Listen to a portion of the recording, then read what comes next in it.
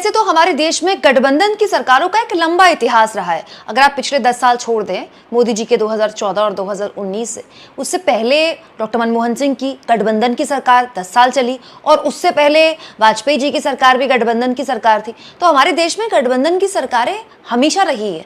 लेकिन ये अपने आप में बड़ा अनोखा मौका है दोस्तों कि मोदी जी भी गठबंधन की सरकार आप चला रहे हैं। हालांकि उनके जीवन में पहली बार है कि वो गठबंधन की सरकार के मुखिया हैं, लेकिन हर दिन कोई ना कोई सामने आ जाता है, हर दिन ये बताने के लिए कि ये सरकार ये होगा तो गिर जाएगी, ये सरकार ये होगा तो ये सरकार चल नहीं पाएगी।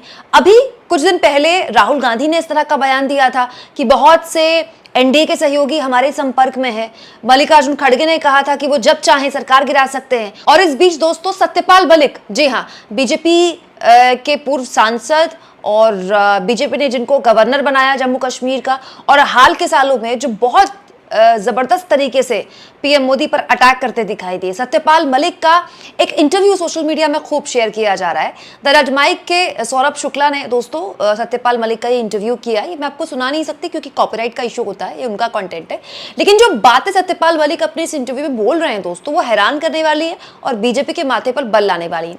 सत्यपाल मलिक ने कहा है कि अग्निवीर के मुद्दे को सरकार को सीरियसली हैंडल करना पड़ेगा।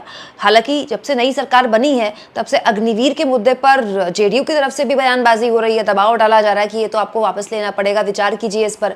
ऐसे बयान भी आए हैं कि इसको कुछ हो सकता है कि सरकार बदल दे, इसमें जो 25% शुरुआत में लोगों को लिया जा रहा था उस ब्रैकेट को बढ़ा दिया जाए। लेकिन दोस्तों इस इंटरव्यू में सत्यपाल मलिक ने साफ कर दिया कि अग्निपथ योजना तो ये सरकार को बंद ही करनी पड़ेगी अगर सरकार बचानी है तो, नहीं तो ये सरकार चली जाएगी।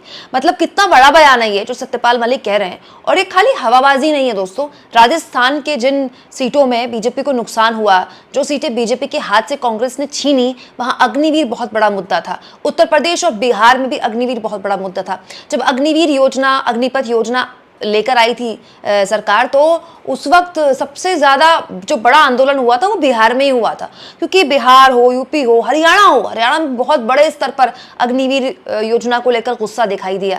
दोस्तों ये वो राज्य हैं जहां पर बड़ी उम्मीद होती है लड़कों को कि वो फौज में जाएंगे। एक फौज में भर्ती होने का जज्बा है, राष्ट्रीयता का गौरव तो होता है। ये साथ में इन राज्यों में फौज की भर्ती एक बहुत बड़ा रोजगार का जरिया भी था।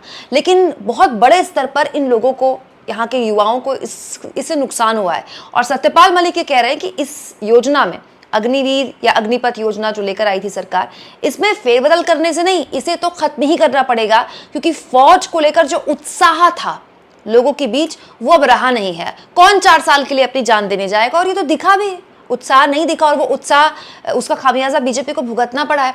इसके अलावा दोस्तों नीतीश कुमार को लेकर भी सवाल पूछा गया था सत्यपाल मलिक से, जिस पर उन्होंने कहा कि नीतीश कुमार जिस सैलरी पर काम कर रहे हैं वैसे ही काम करते रहेंगे। मतलब नीतीश कुमार जिस तरह से काम कर रहे हैं बीजेपी के साथ वैसे ही करते रहेंगे। बीजेपी के गठबंधन में एनडीए का हिस्सा है नीतीश कुमार।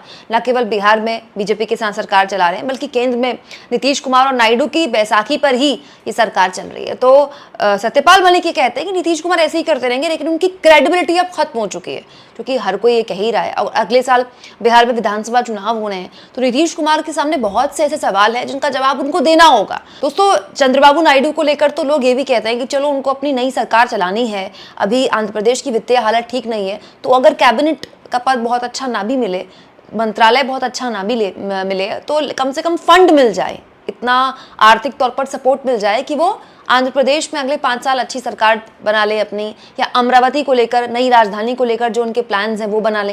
लेकिन नीतीश कुमार को तो अगले साल बिहार विधानसभा चुनाव में जाना है। क्या वो सरकार से स्पेशल पैकेज या बिहार को विशेष राज्य का दर्जा दिलवा पाएंगे कि नहीं दिलवा पाएंगे? और अगर नहीं दिलवा पाएंगे तो नीतीश कुमार सरकार की बैसाखी बनकर पा क्या रहे हैं? और ये सवाल जब सत्यपाल मलिक से पूछा गया तो उन्होंने ही कहा कि ऐसे ही चलता रहेगा एनडीए में उनका होना, लेकिन इससे नीतीश कुमार की क्रेडिबिलिटी खत्म हो चुकी है। यानी 2 बातें सत्यपाल मलिक ने बोली हैं, एक अग्निवीर को लेकर, एक नीतीश कुमार को लेकर, और दोनों ही सीधा सीधा सरकार की सेहत से जुड़ी हुई हैं। आपको क्या लगता है दोस्तों, जो बातें सत्यपाल मलिक ने बोली हैं, इसको आप किस तरह से लेते हैं? कमेंट बॉक्स में जरूर लिखें, और जितना हो सके चैनल को शेयर करें, सब्सक्राइब करें, और थैंक्स और ज्वाइन के ऑप्शन से अगर आप चाहें तो कुछ आर्थिक मदद भी चैनल की जरूर करें।